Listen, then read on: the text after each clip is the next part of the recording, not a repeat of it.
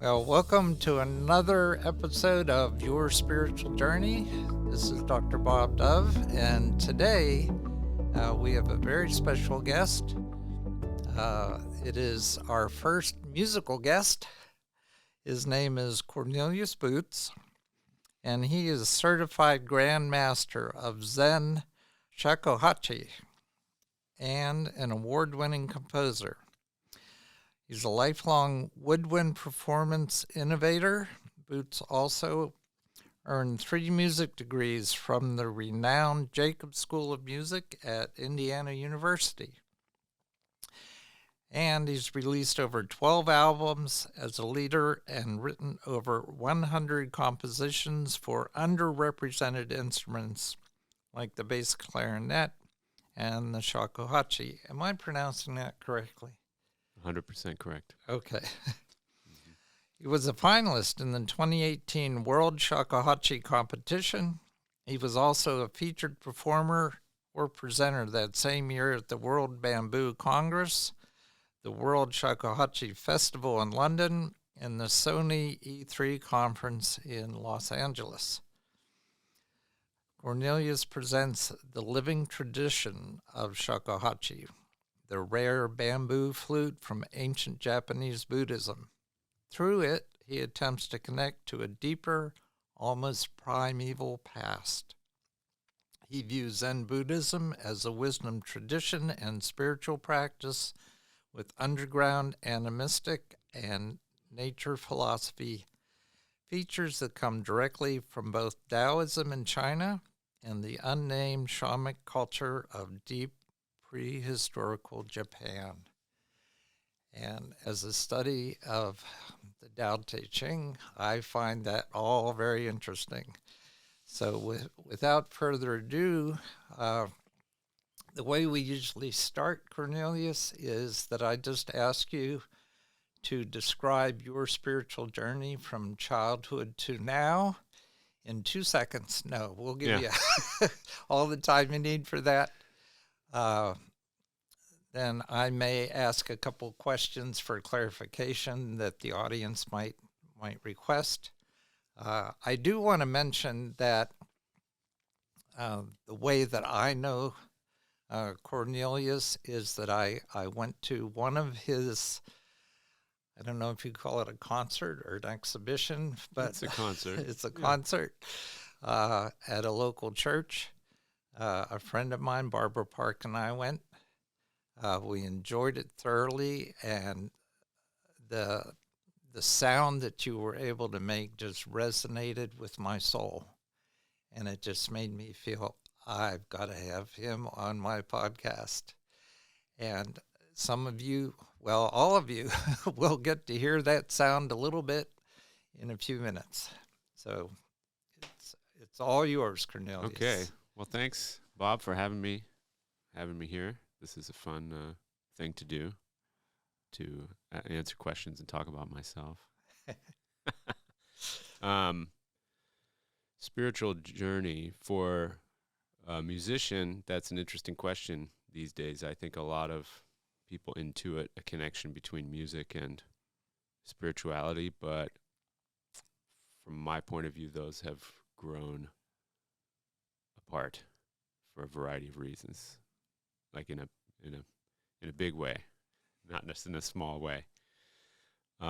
So if I had to summarize my spiritual journey, it's still an ongoing process of reintegrating, let's say, what the larger forces at work are in the universe, existential cosmic forces, as well as different spiritual or religious modalities, wisdom traditions and mystical traditions, and integrating that with the path of a woodwind musician and composer. So there's a lot of different paths we can take, but on a personal note, I mean, I grew up north of Philadelphia, and we were sort of Methodist, and that there was choir and handbells there, so I'm sure that a lot of denominations are familiar with that kind of aspect of music, but wasn't aware until an older age of how of let's say the more mystical side. For instance, the singing, sort of chanting of Mass in Latin from Catholicism, and that piece has long been removed from the Protestant side of things. So the music ministry aspect has to be kind of pieced back in, so to speak, from a certain point of view. And then, there's a lot of different kinds of chanting in Buddhism. And so the spiritual modality that is called Buddhism is one aspect of it. But then the fact that the sacred teachings or scriptures are integrated in chanting, that's a key piece for a Westerner, simply a piece of curiosity. But I can't remember how I got into Zen and Taoism, but eventually I was working in downtown Chicago when I finished music school, and I was working at the biggest Borders store that there was. And so at that time, that was a pretty good appendix to my formal music education. It was my music retail certification, as I thought of it. But also, it was just a huge store, so there was all this inventory. And when I got to looking at the Eastern philosophy and traditions section, somehow I came on the like David Hinton translation of the Chuang Tzu inner chapters, and also Thomas Merton. Mm-hmm. And so there was this sort of happenstance finding different texts that wove together, like the highlights of Christ with the highlights of the Buddha, and really was pretty clear-headed about all the overlap. So I would say at some point in the late 90s there, my pluralism began, as well as my interest in I mean, you'd have to say philosophical aspects of Zen and Taoism, but really the same year I started shakuhachi, I started doing qigong, and so the energy, the breath practice aspect that, as I've said, was never unintegrated in some Eastern traditions. That's the appeal, I think, for a lot of us in the West. These things have been severed. And then I'll just add a final piece in there somewhere. And before coming across the Zen texts and then seeing a random recording that was called Zen Shakuhachi Flute, and I thought, well, what is that? It's got Zen, the word Zen in there, so it worked for branding.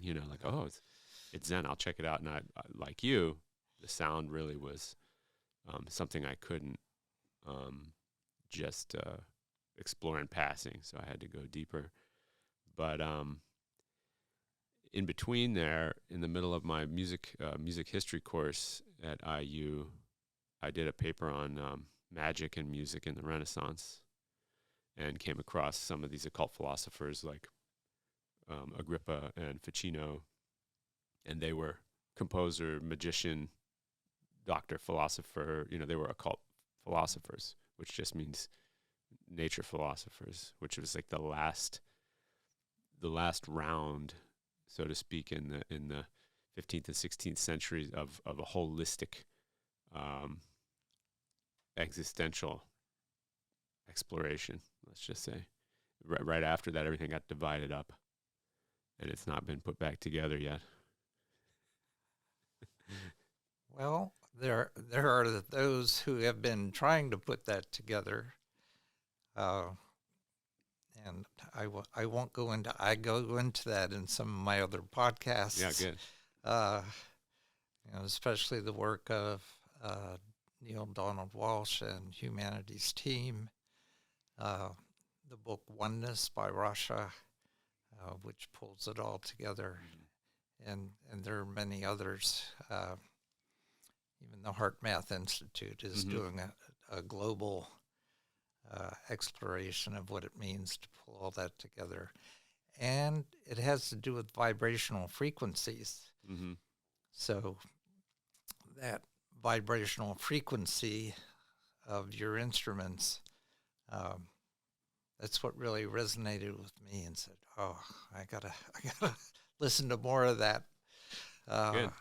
And just to let my audience know, you can listen to more of that, and I'll have information on my website so that they can connect with you and hopefully order some of your CDs.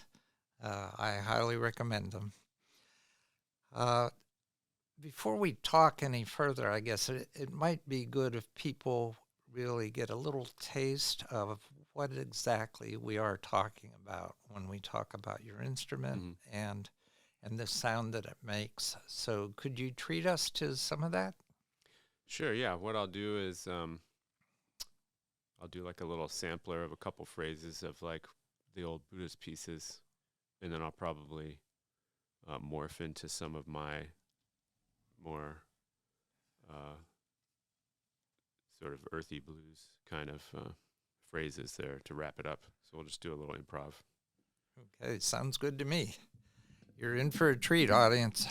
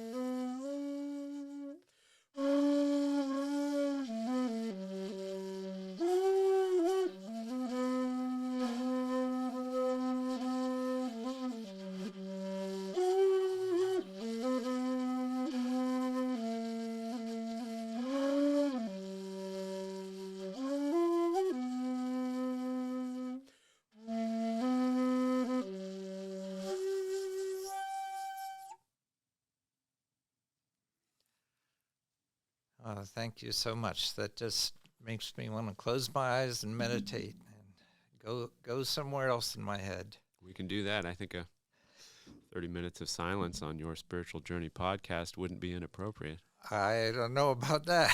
People trying to tune in will wonder what's going on.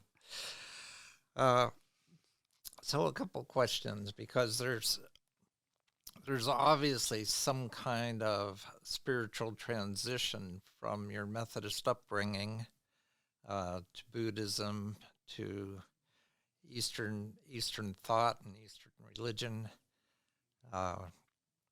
Do you try to put the two together and come up with something that's personal and individual to you, or do you just say, no, organized religion's over here and Eastern thought is over here, and I'm 100% with Eastern thought, and I reject the rest of that?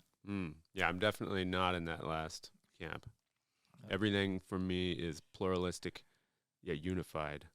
So as a musician, it's also hard to put into words because, like, the term eclectic, for instance, can be misleading, or it can be maligned to mean something like a sampler buffet of a bunch of different stuff done in a shallow way. So depth has kind of become my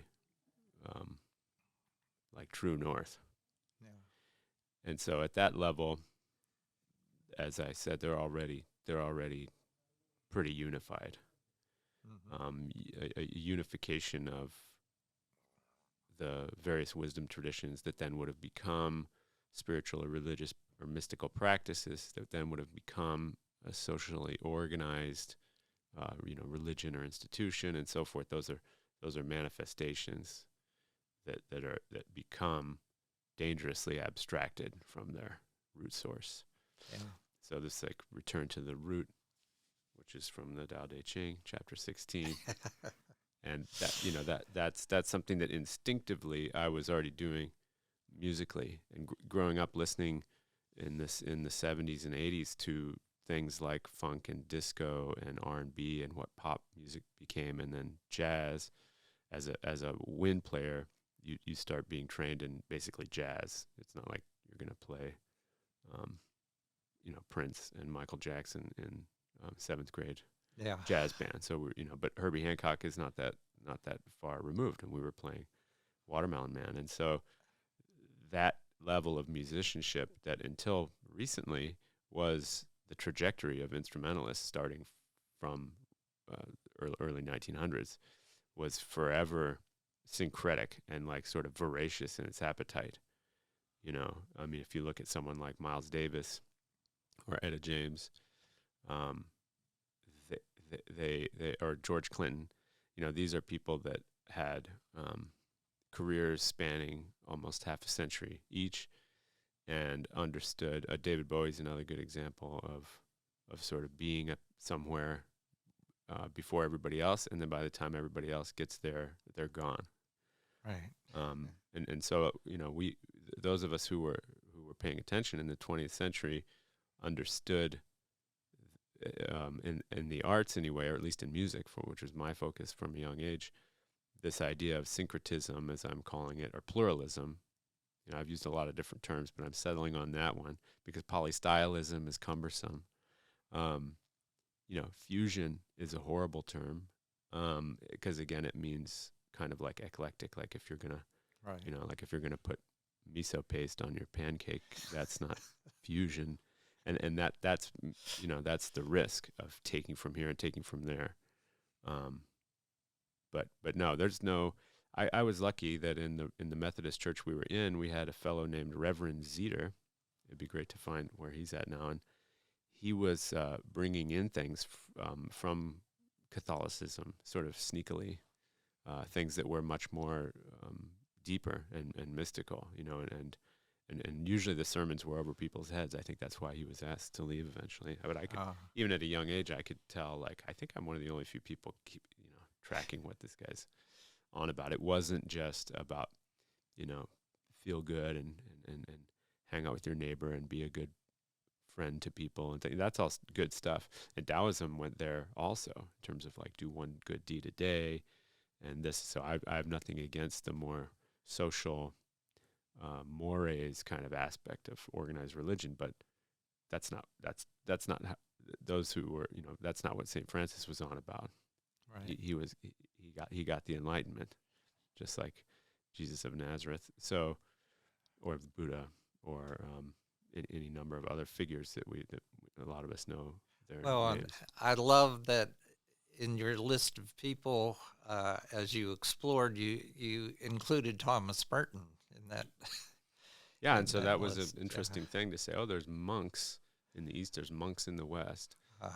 Just like there's dragons in the East and dragons in the West, there's alchemy in the East and alchemy in the West. And so those things are from the type of people that were also in every culture. Yeah. Yeah, I think the fact that you landed in Pittsburgh, which has been known as a mecca for jazz, as well as Thomas Merton, Mm-hmm. and just some of the influences here. Just recently on this podcast, I've interviewed my Qigong teacher, and I've interviewed a jazz saxophonist. In fact, this week I'm due to go hear him play. Oh, great. At the Forge, and I had never heard of the Forge before over in Homestead, but so there's a lot of synchronicity. That means we should be paying attention. Yeah.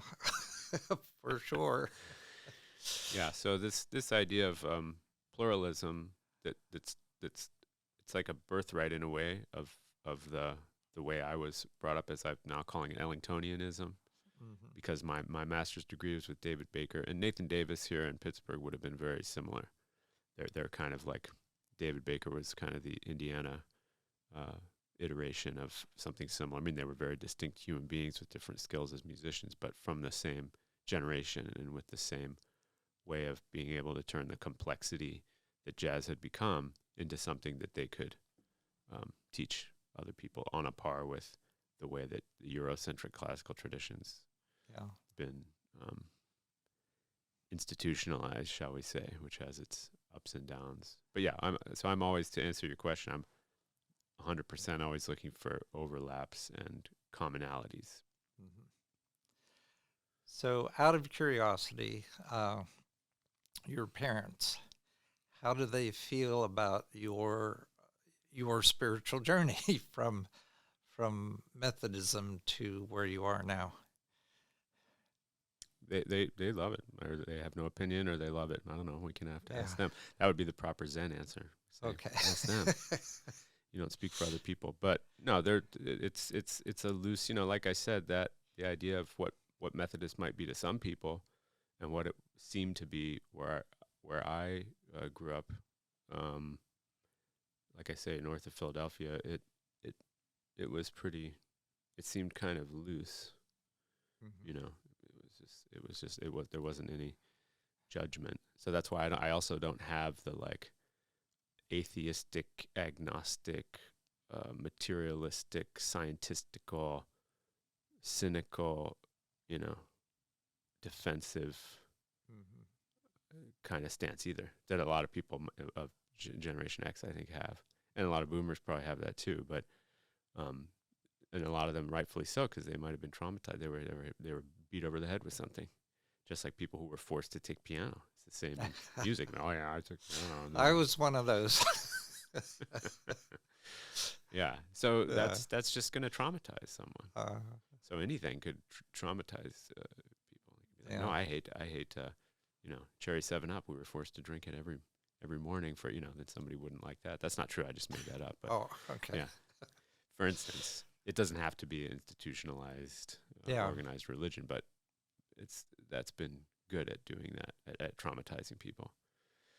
So that becomes part of their path to maybe pop out somewhere else, and then maybe hopefully down the line see, oh, actually these little crumbs were also there. I just wasn't ready, or they were covered up, or whatever. Yeah. Yeah. I've found through my own experience, as well as through doing these podcasts with a variety of different people on their spiritual journeys, that you can't really nail down Christianity to this is the way it is, because there there are individual churches within denominations that are exclusive and inclusive. Mm-hmm. And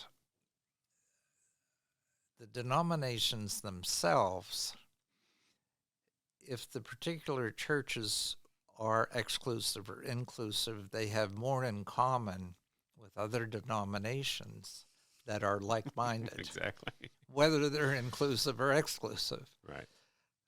And it depends on where they draw their lines. Mm-hmm. Yeah, and so I think that I guess what I'm really saying here by answering spiritual questions with music answers is really music was more of like our household religion. If you're really, my parents weren't musicians, but they were big fans, and their parents were big fans, and so with like pretty big appetites in terms of listening and recordings Yeah.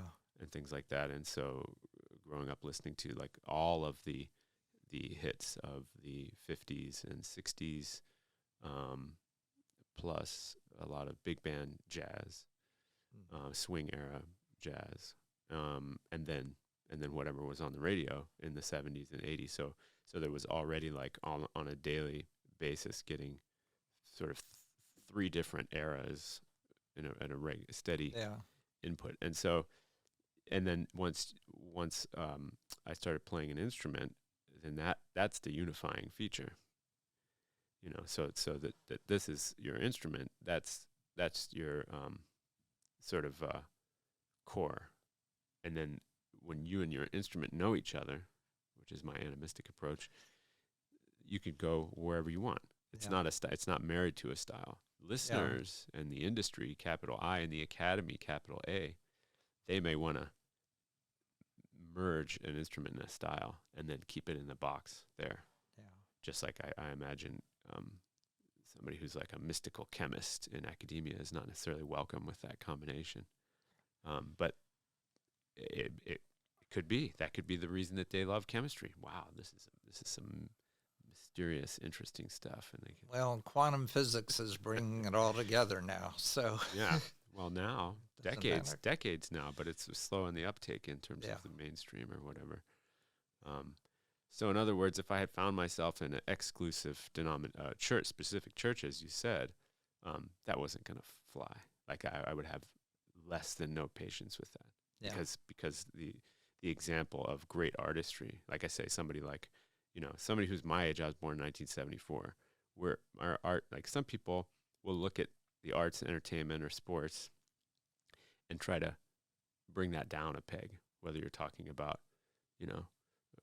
race relations or gender roles or all these other sort of hot button topics. For some of us, those things were way more important than who was president. You don't think about who's president when you're 5 years old. Yeah. I mean, I saw Roots on TV when I was 3, and I heard Rapper's Delight in 1979 when I was 5 on a reel-to-reel tape, and we were always hearing all the latest R&B, the entire Off the Wall album, and roller skating rinks where I grew up. So somebody like Michael Jackson, and understanding that he was working with Quincy Jones, and if you understood Quincy Jones' biography up to that point as a composer, arranger, jazz musician, conductor, I mean, these weren't esoteric things. I mean, We Are the World. Everybody knew these people. Nobody didn't know, Lionel Richie and Quincy Jones and Michael Jackson and Bruce Springsteen. Those people were influenced by a lot of stuff. So you understood that all these ingredients went into them having something to say as an artist. So how would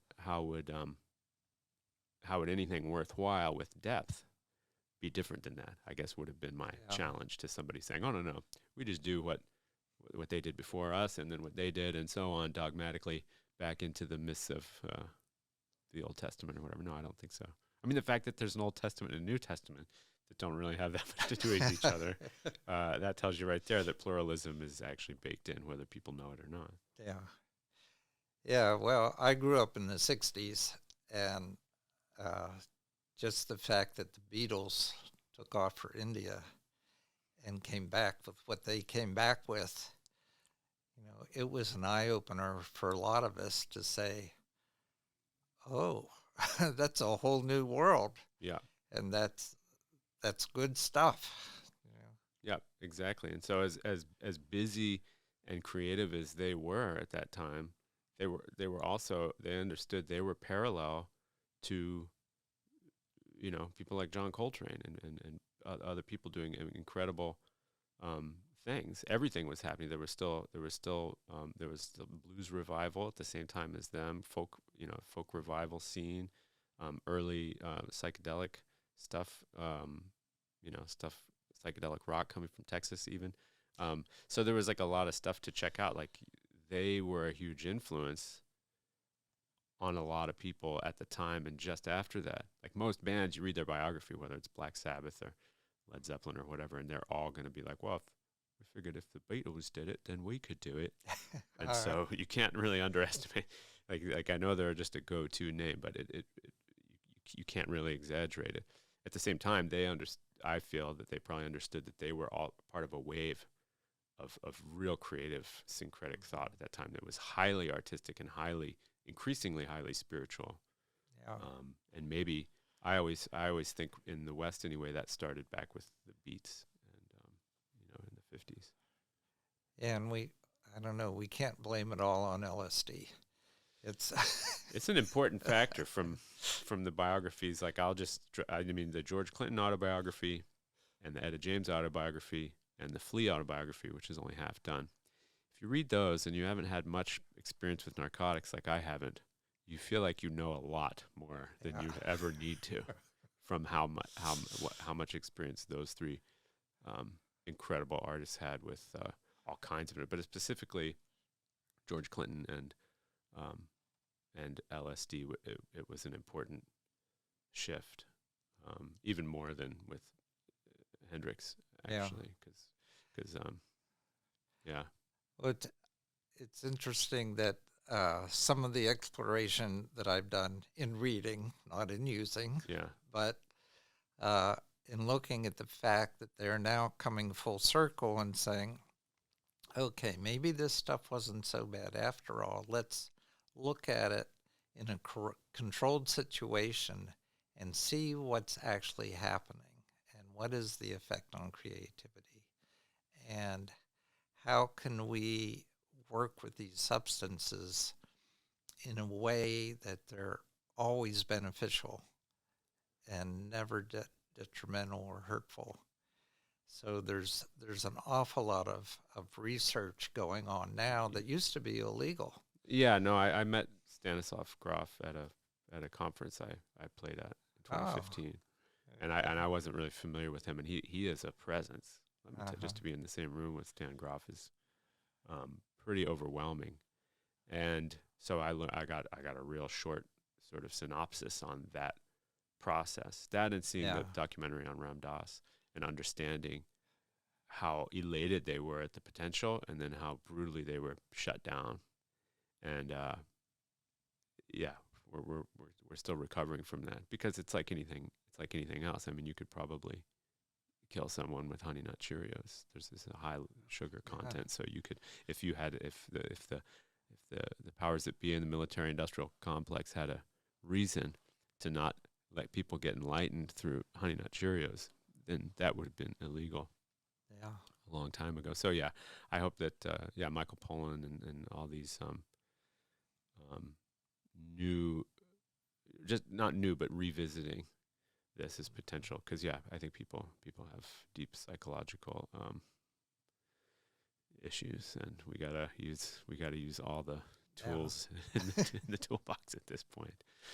So, if you would, can we take a look at your instrument? Sure. Now, my understanding is that this is one piece of bamboo. Is that correct? That's right. Yeah, this isn't really typical for a shakuhachi, as you might have guessed from what we covered at the concert, where the small flute I ended with is the standard size, so that would only go to about here, maybe. I don't know that they can see that on camera, so if you could hold that in a way that they could. There's the big one. Yeah, so this would be what they call the standard size of 1.8. So the name, it's not that interesting, but the word shakuhachi, it just means shaku is like a foot, like an old Japanese measurement system. Okay. So it'd be like this length there. Uh-huh. And so the length of 1.8 shaku is the length of the standard length of flute, which I sort of question that myself. I'm not an ologist. I'm a practitioner, meta philosopher. So I don't. So and they're always infighting anyway. They find it in a treatise, and then it's true, and then they say, well, actually that treatise is made up. Nobody can find it anymore, so it's not true. So I kind of know what I know from direct experience. The fact that the 1.8 flute that I didn't bring with me is the standard size, and the low note on that happens to be D, which matches the low note on silver orchestral flute, which matches the low note on recorder. To me, this speaks of a mid-20th century standardization, rather than, and yet the name means that. So it refers to a length. That's the translation, like 1.8 shaku. That's not a very inspiring. It doesn't mean, mystical nature flute of ancient Japan. That's what shakuhachi should translate as, but it doesn't. Well, as you related that, it made me think of Reiki. That there's often controversy about okay, what is the true way of Reiki? Mm. And, basically Reiki has changed over time and it has had things added to it. And there are the purists who say, well, this is the way it came down initially. And so that's the only form that's allowed. Mm. But it is something that has grown and expanded over time. Mm-hmm. And now there's something called Holy Fire Reiki Mm-hmm. that even builds on the basic pieces of it. I don't know if you're real familiar with I'm Reiki. definitely not real familiar with Reiki. Okay. Once I found Qigong, I kind of stuck with that. And when I feel ready, I'll graduate to Tai Chi, and then maybe I'll actually do some, or I'll Kung Fu. Like the place where I did my last Qigong training, they had all three. But our Qigong lineage was in a matriarchal lineage, a separate lineage than the school it was at, which was started by our Shirmu's husband. And that was the Tai Chi Kung Fu side. But we all did the same stretches. Right. So, which is an extensive stretching routine. Some people would show up to the classes just to learn those. Reiki I know a little bit about, and I don't want to speak out of turn about it, but it's kind of like taiko. Also, one of my students is a taiko, so I know a taiko player, so I know about it through him. And he's also got a whole kind of cultural exploration side to him. And so, from what I've been told, some of these things are pretty new, but they're generated on principles and notions that are old. And of course, with things from the East and the martial arts and all that, there's a big game afoot to have the deep lineage to be the 21st lineage holder of such and so, and that's really going to get. And I understand why, because there's the depth piece again. Yeah. Like that's depth in one fell swoop on a poster. So I get it. At the same time, taiko in the form that we have it is like kind of from the 50s. And so Reiki, I suspect, in the form that what people talk about it is like pretty new, but based on old things. So to be dogmatic about it seems a little goofy.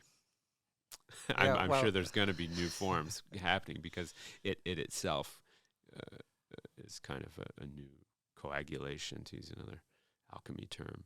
Luckily, we have pictures of people with tooting on pieces of bamboo, so we definitely know it goes way back, and our pieces go way back. So that's kind of all I need to know. The compositions are so otherworldly of the Buddhist solo unaccompanied pieces we do, and as a composer, I still don't.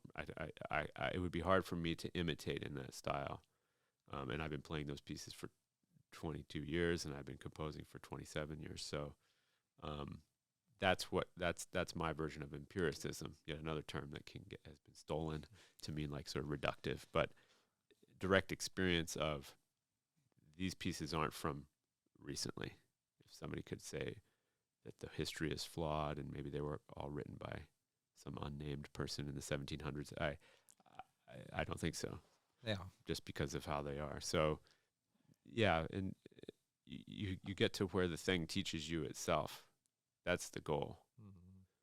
Mm-hmm. And in an academic sense or a reductionistic sense, that's invalid because you can't prove it.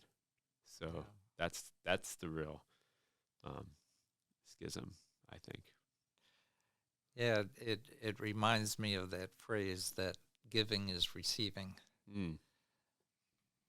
That the relationship between you and the instrument is reciprocal. Mm-hmm.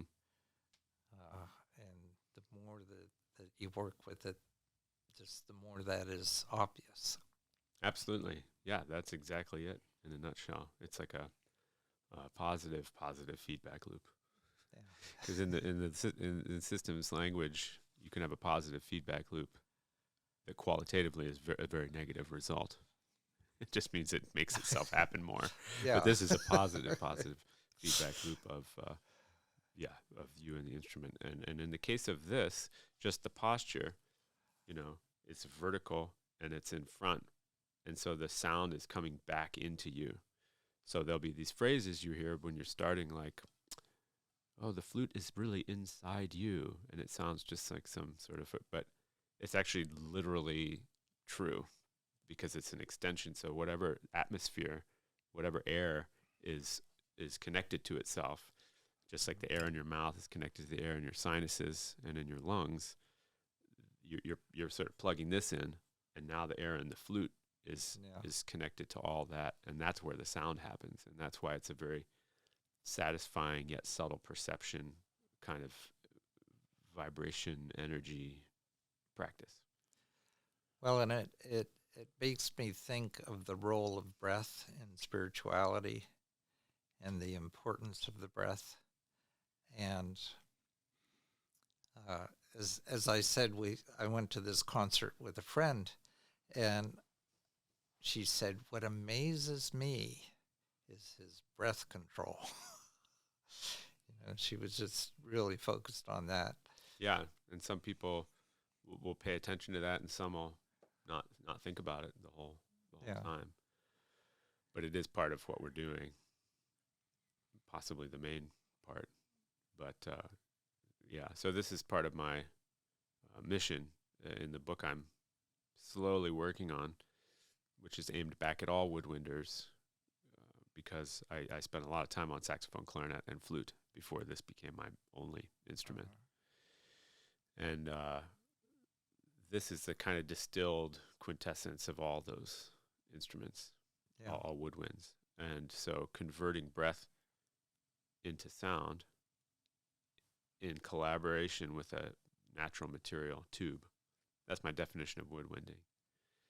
Okay. And that in of itself is a mystical practice, because the breath has that inner, outer, material, immaterial, conscious, unconscious. It's the connector between all of that.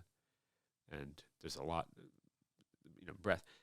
Books on breathing and breath are kind of trending, which is a good is a good thing, because I've been keeping track for over 20 years, and there were so few compared to how much it could help people. So most of them are good. I can't say all of them, but it's hard to go wrong with.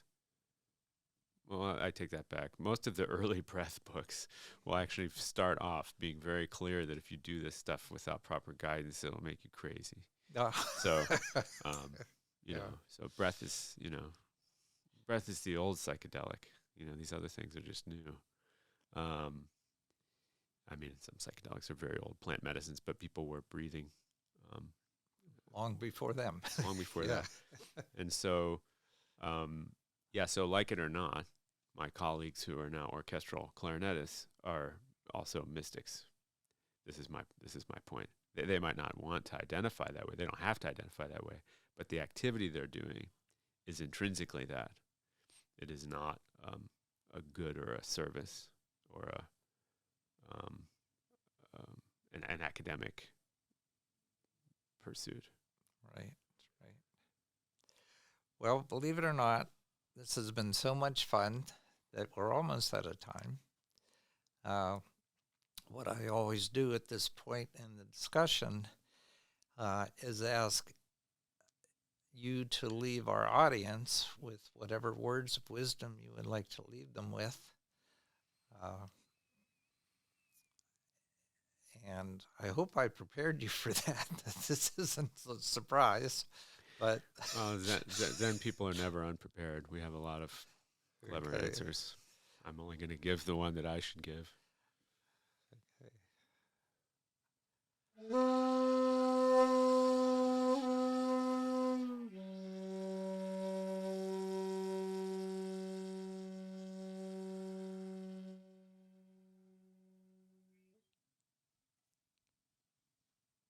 Okay, speaking of breath, that was a nice breath there, as well as a breath of fresh air, which you have been. Thank you. So, audience, if this is not your first podcast with me, you know that what I like to end with is for you to think about what you've heard today and keep what's resonated with you, what you think will be beneficial, and just feel free to discard the rest. Until next time, this has been your spiritual journey.